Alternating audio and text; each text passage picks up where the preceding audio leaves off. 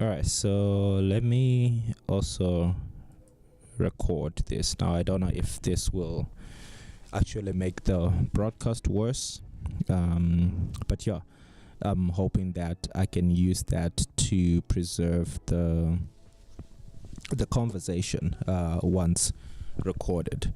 So, yeah. Welcome to the live stream. Today we're doing things a little bit different. I hope that I am totally in frame. I had the screen here to monitor how I look like, but yeah, I moved it around. Anyway, a little bit of a different format today. You're kind of seeing an inverted view of usually, where you see me working from, and no apparent reason, just trying to spice things up. Welcome to the live stream. My name is Verima Henry, and if you're new here, this is Do Better UX live streaming sessions, and here we talk about different topics. We talk about product design, UX design, career skills, tips, how to navigate the whole world and shebang, right? And you will hear topics like the one that I'm going to be talking about today, and I wanted to kind of sit back a little bit and kind of look at how things have been evolving over the past year, the past 2 years. When I say year, I mean 2023, as we are in it so far, before we get into 2024. So this year so far, and the past year. So I wanted to talk about just reflect on those that time a little bit, just to see how everything, it looks like everything is still recording fine there.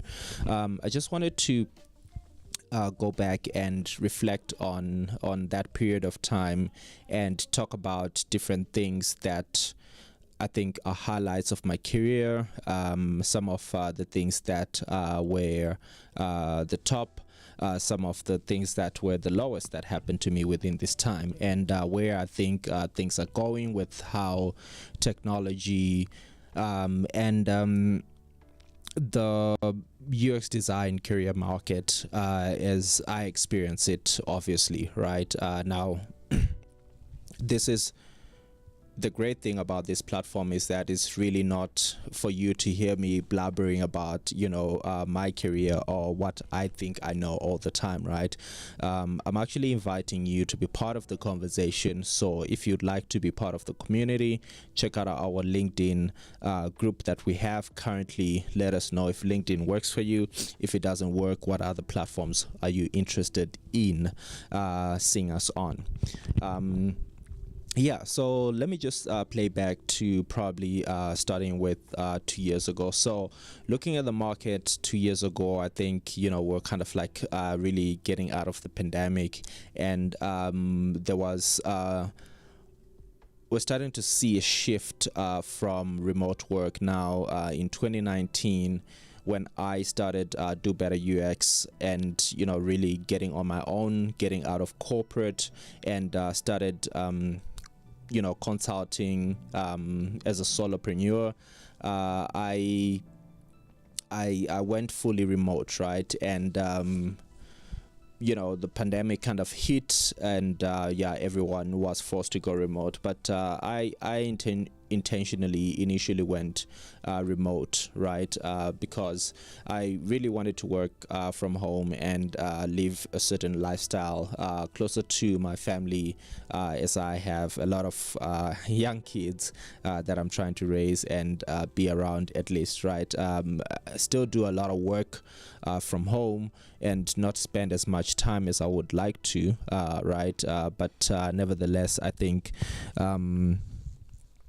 I still find a little bit it a little bit much more easier, right? And a little bit more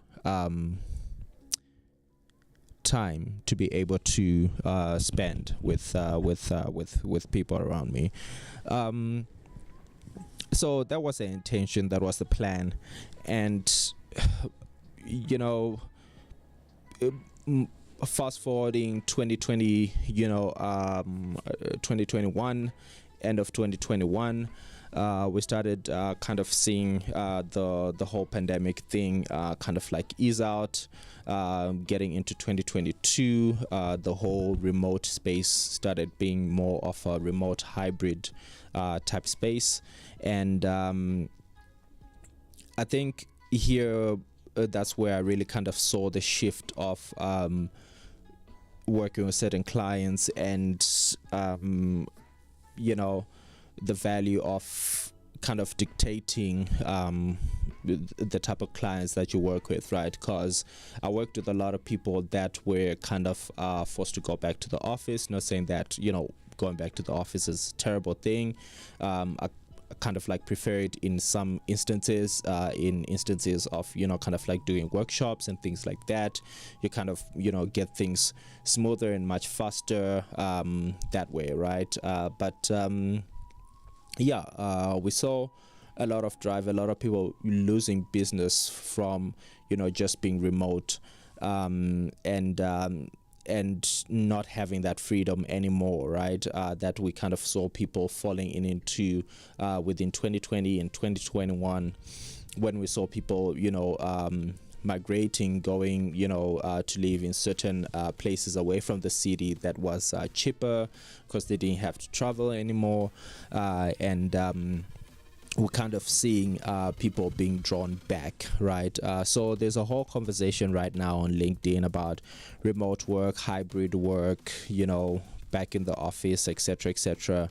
My take on that is do what your business, what works best for your business, right?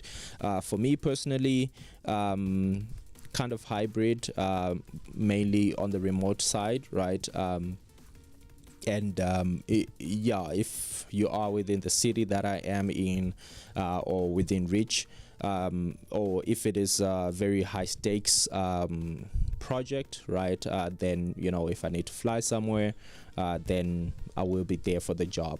But I think that's kind of like the first weird shift that I've seen, just from a behavioral point of view, before I get into technology and some of the crazy stuff that we have seen getting into 2022. Now, even in 2021, there was a big hype around NFTs, around cryptocurrency. We saw a big crush happening in 2022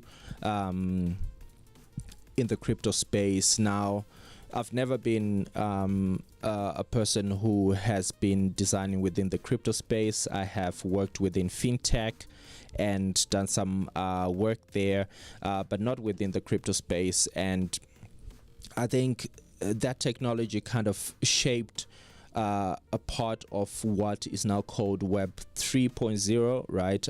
And for me, it's still a little bit vague. I'd like to talk a little bit more about that, maybe with people who actually know what they are talking about on the podcast. If you are new here, again, check out the links in the description. You'll be able to find links to the podcast. You'll be able to find links to the website, etc., etc. So if you know more about Web3 and you'd like to share it with the community, please feel free to reach out to me. Links in the description, and let's have the conversation. Let's share the information with the Do Better UX community. Now, that kind of fell apart, and there was a whole start of an evolution of AI. We saw a lot of stuff coming out of the open AI world. We started seeing a lot of stuff coming out of Microsoft, really being close to open AI, and Google kind of like started reacting to the noise that Microsoft was making in the market. So that was fun to watch, and it recently got kind of like cancelled out and and silented out, right? If you're following technology in any space, by Apple, when they released their Vision OS, Vision Pro mixed reality headsets, right? And it was really interesting to see how the voice within the tech industry just kind of like shifted, right away to, immersive special design all of a sudden. And there is still a lot of AI conversation. I still think after everyone has settled down with the whole Vision Pro, Vision OS stuff, I think in the design spaces it'll still go on a little bit more. But once the dust has settled there, I think we're still going to go and see a lot of stuff within the AI space. Now, going back to probably end of 2021, I found myself kind of in between multiple clients and really enjoying working with diverse, projects within the fintech space, within the retail food space, and within some of other side projects that I was working on as well. So I really found a lot of experience and a lot of awareness on how to deal with multiple projects, how to work with multiple clients, and how not to burn out, right? And including the part about not burning out, right? I think it's important for you to understand, especially if you're working as a freelancer, solopreneur, or a solo consultant like myself, that you need to be cognizant of how much you can actually take and how much you can process, how much you can output, still having the right level of quality. Right now, this is where some of my downfalls started kind of like happening for me, and I think some of my actions could have been acted better, and I could have done things better in some scenarios, right?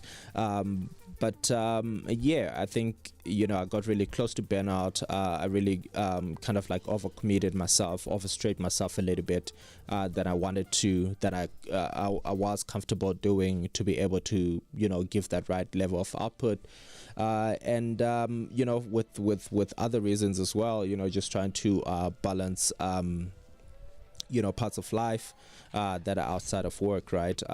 You kind of see a lot of just the work part, just ingesting everything that you're doing, right? So that's one part, right? And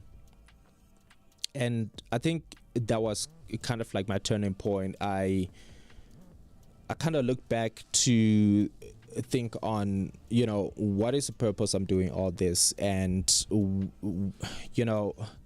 initially it was all about making the right decisions, making the right choices, making sure that I am the one in charge and driving my career, right? And you kind of get into the world and get consumed with a lot of things, right? And demands come with life, and life comes with a lot of things that you have to take care of, and kind of just try and keep on catching up, right?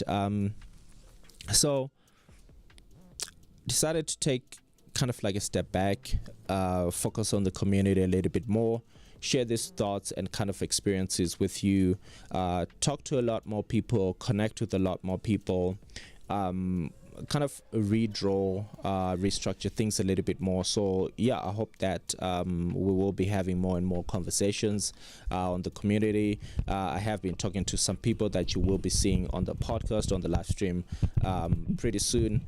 And it's I think it helps to kind of step back sometimes and look at your career and just think about what are the next steps, what is the bigger picture, what is the impact that you're trying to bring to the world. Now, I always have the the drive around why is it that we build products. Like I'm passionate about building products, working with teams. There's a lot of energy, time, money, and sweat that is put into these products that people work on. I've worked with people that it's everything to them, right? And I've lived that journey with them, and at the end of the day, a lot of products are not successful because they're not built from a core need to solve a problem, or a core need to actually drive a solution in life. Right now, there are a couple of reasons why people buy or use products, right? And it's usually to solve a pain point or to entertain, right? And usually to entertain can be taken as a pain point, because if you think about boredom, right, it's a pain point, and entertainment is the solution to that. So a lot of products, a lot of businesses out there are not fundamentally based on that. And if your product or business is not based on that, like the stock exchange, right, which is a solely money-making machine, let it be that, right? And don't try to bring kind of like design thinking, and maybe design thinking could be useful in there, but not in the traditional sense of kind of having conversations with customers, etc., right? It's just not the right approach for certain products. And a lot of products are also driven on copy and paste ideas as well. That's one thing that I've kind of picked up.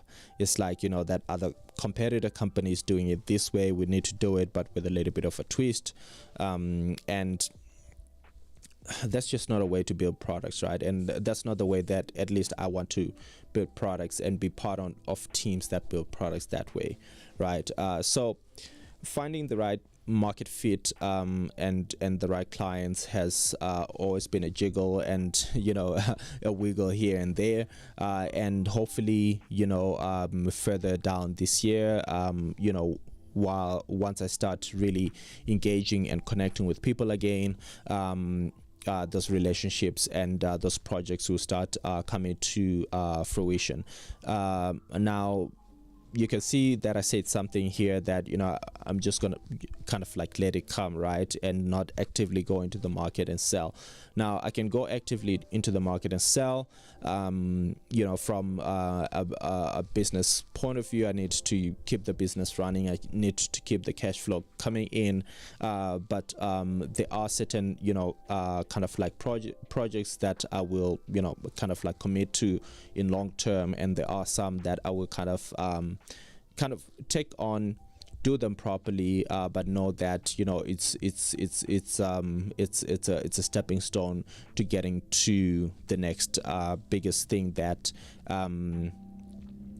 will not only be worth the time, worth the while, but also be something that will be impactful to society. And I don't know how many designers, product managers, product owners out there that are watching this feel the same way, right? And you kind of feel that you get trapped in this world where you kind of just need to build products because business requests specific things, and it's hard to navigate the design space. Oh, I should have gotten some water or something.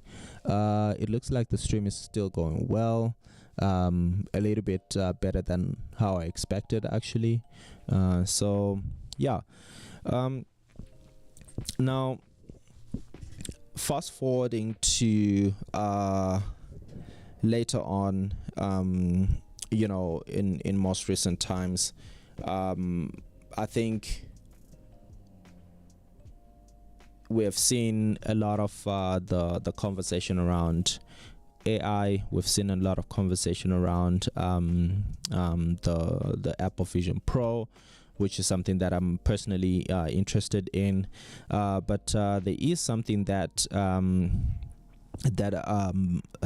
conversation that kind of went under the carpet, and I think that is going to impact a lot of designers in the future, especially people who are doing product design and building screens and prototypes.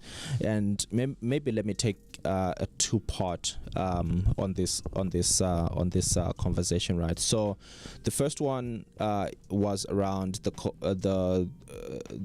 whole acquiring of Figma by Adobe, right? And there was a whole big thing, a lot of people, say they're going to move back to Sketch. But the honest truth is that Sketch is just not, it doesn't have the collaboration features that most of the companies that are looking for. And a lot of companies are already bought into Adobe anyway, and they have been, getting quite acquainted with Figma. And I've been falling in love with a tool probably over the past 6-8 months now, and it's called Penport. It's like I'm gonna say a ripoff of Figma, but in a good way. It's open source. You can host it yourself. You can use it from the website, and it's really like Figma. So the interface is familiar. The learning curve is not as harsh. I think this tool is really going to be a great tool that is coming to the market. I hope that it doesn't kind of get acquired and get lost again, like what Figma did, right? Like OpenAI was supposed to be an open source project, right? And not profit driven. So I hope that we see Penport kind of like sticking into the stuck into that space, right, and be able to actually grow and empower designers, be built by designers, and be able to see companies and small freelance designers, solo consultants like myself, be able to use these tools, have them to be enterprise ready to work for on projects like with startups and smaller companies, right, that are kind of like not ready to go on the Adobe I'm looking for a word that relates to blood sucking, on the Adobe blood sucking cycle, right? So yeah, I'm excited to see where Penport is going to go. I really want to be a contributor, especially bringing a lot of the Apple assets to Penport. I think Apple and Figma are kind of like speaking to really bring this Vision OS components together, and I'm interested to seeing that coming to Penport, right? So that is one part of the conversation. I forgot the second part of the conversation. I'm not taking any notes today. I just said I'm gonna sit down on this live stream, kind of like kick back, and reflect on the past couple of years and where things are going, right? So yeah. Next point that I think I can talk to. Let's see how far we have went into the stream now. We're about on the 29-minute mark. Okay, cool. Maybe a couple of more points, and I'll close off, right? So let's talk about the most recent events with AI and Apple Vision Pro. Now, I've seen a lot of new apps, tech come up And like the cryptocurrency, NFT days, blockchain days, we kind of saw actually those technologies. I think they're much better. Like with this AI stuff, we're seeing, kind of like video apps that actually not usable. A lot of I did a live stream trying out some AI plugins for Figma, and it was just a mess, right? It's either they're asking you to sign up for it right away, which feels like a scam. It's like, you're trying to rip me off without me even trying this thing out, right? So let me try it out first. Give me a trial, right? Even if it's like 5 days, 7 days, let me have some time with it, be able to play around with the thing before I make the purchase. So they're kind of like asking for purchases up front, or you kind of like just see a quick example, which I think it's a dark way for them to put subscriptions on this technology. Number one. Number two is I think some of the ideas of the products are really good, and I think it's really about taking the time for AI to get there, right? I think it's just not there yet, and I think people need to stop bullshitting with all the gimmicky stuff that they're coming up with now. What I think smart teams will do is not ignore AI, but actually embrace it. Right now there is a lot of tools that we've seen coming out of Microsoft, Google, mainly those two players, and a lot of other companies as well, but mainly Microsoft, Google, OpenAI, that help developers build different softwares and things like that. And if you are a company in the fintech space, if you're a company in the food retail space, if you're a company in anything that has to do with human touch, contact, big data, upselling products, I think this is really the opportunity, right, for you to understand how this looks like. Probably take out beta products over the next 6 to 12 months, really understanding this landscape and how it works, and be able to scale things, right? Now that's one niche space that I think a lot of product designers, product managers can work in and specialize in, if you want to level up your career, right? And if you want to stay on top of the game and future-proof yourself. Now, I spoke about this in depth in other streams. I'm not gonna go in depth with it on this one, but if you want to level up your career, it's really about playing in these niche spaces, right? So how much do you know about AI? How much do you know about designing for AI, right? How much do you know about mixed reality, right? Now with Quests, with the Meta's Facebook's Quest device has been out for quite a bit. It has been a lot of game intensive, right? But with Apple Vision Pro, I'm sure we're gonna start seeing other companies follow suit with making more productivity and entertainment consuming type of mixed reality headsets as well, right? We're gonna see a lot of companies copy what the approach that Apple has done here, and we're gonna see probably kind of like similar toolkits, ways to design for it, being copied from what Apple has done, like we've seen with the Apple Watch. We've seen a lot of companies try and copy the format and the way that Apple has positioned their products. So these things are not new, at least from me, right? I've been talking about these things probably for the past few years, probably since 2019, right? When I started speaking on a microphone, live streaming on this channel.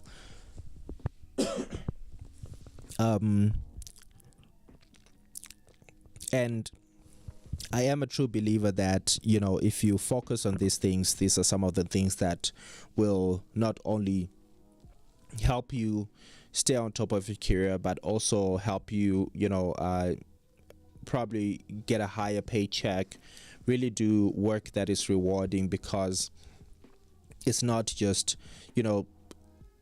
another typical screen-based app that there is a billions ways of, kind of standardized ways of doing things, right? But you are able to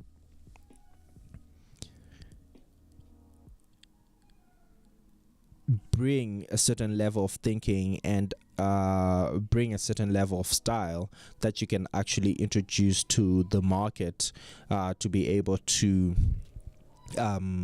fulfill a certain gap that you identify, just because you are an early comer within that specific niche, whether it's VR. Now these are the biggest ones, right?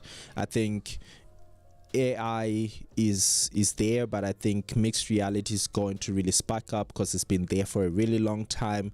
But now Apple has come on the market, and I think over the next year this is really going to start ramping up, right? Still not as much as you would find work for typical apps within the fintech space, for example, or whatever it is, right, where things like AR would shine, right? Because most of it is still applied to screen touch based, desktop, typical traditional way of using computing. So I think, within that space you will find AI taking a lead when it comes to the opportunities that it comes with, when it comes to how many things that you can do and how you can enhance a lot of existing features already within a lot of products, right? And without needing to go so niche like voice or mixed reality, which is really my top 3-4. Mixed reality, we've got AI, we've got voice. So that's kind of like the top 3 for me right now. Now there are a lot more other niche kind of things that you can look at, market based. So looking at fintech, looking at the medical space, looking at I guess insurance is also fintech, but looking at very niche markets that you can focus on to be able to apply these things and be able to be the main domain voice within that space, right? Now, the last thing, talking about the main domain voice within that space, that I want to talk about is that I think doing great work is just not enough, right? In this day and age, especially if you are a person who wants to get more clients, be able to drive your own career and actually have your own rates, your own clients, type of work that you want to do, right? Doing great work is just not enough right now, other than you needing to be a great communicator, needing to go out there and finding these clients, right? You need to really put yourself out there, right? Like just having your CV out there, or having a LinkedIn profile that is not active, is just not enough in this day and age, right? If you want to be shown, if you want to do different work, if you want to be discovered, you need to go out there and network with people, actually initiate conversations, do things like speaking at specific related events within the markets that you want to work in, right? So these are some of the things that I think have been at the back of my mind, and I have been executing in certain places within my career, and I've been seeing momentum from them, right? And I'm interested to know how many of you out there are using some of these techniques that I have mentioned here, and which techniques you are using. Comments in the description. well, comments in the comment section, not in the description. Let me know, or if you'd like to continue the conversation, or you would like to be part of the conversation here on the channel or on the podcast. Tag me, join the community over on LinkedIn, whichever way you want to do it. But yeah, looking forward to connecting with you on a more one-to-one level, and not just, you know, kind of like one way me sharing this with you. But yeah, I would like to get more people asking questions within the community, and yeah, really being part of the conversation. Now, if you enjoyed this and you would like to support the channel, there are links in the description, which are affiliate links to different gear that I use here on the live stream, on the podcast. If you're into that kind of thing, if you're in South Africa and you'd like to get hosting, we'll be adding other more links. So yeah, feel free to check out some of the things that apply to you. By using those links, you'll be helping me, you know, kind of get all this set up, making sure that I keep on having these conversations with you guys. Now, this content is free. I'm not selling any courses. I'm not, you know, kind of trying to monetize the community in any way. But yeah, if you'd like to support me to make, you know, to make sure that we can grow this community and keep on engaging, yeah, feel free to use the links, and that's all that I ask for now, at least. So yeah, until the next one, it is a long weekend. There is a public holiday in South Africa this Friday, so we'll see. Maybe we'll throw in the last stream for the week tomorrow, or maybe we'll do one late Friday. I know most of the viewers are not in South Africa anyway, so yeah, we'll see how that goes. But thank you for joining, thank you for watching. Until the next one, peace.